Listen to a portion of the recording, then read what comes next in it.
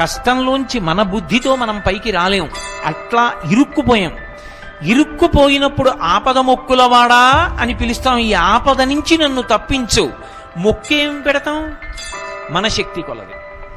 ఒక్కొక్కడంటాడు నేను నా తలనీలాలు ఇస్తానంటాడు, ఒకడంటాడు కొండకి నడిచొస్తానంటాడు, ఒకడంటాడు స్వామి నీ హుండీలో 5 రూపాయలు వేస్తానంటాడు.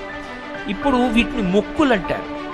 మొక్కు అన్న మాట మీరు జాగ్రత్తగా గమనించాలి. వెంకటేశ్వర స్వామి వారి హృదయం ప్రకారం అయితే వ్యాపారము కాదు. అది పాపము వలన దుఃఖం వస్తోందని వాడు తెలుసుకోవాలి.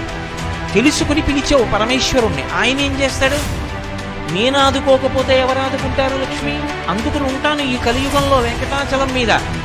ఎవడు ఎక్కడ ఎంత మౌనంగా లోపల లోపల పిలిచినా నాకు వినపడుతుంది.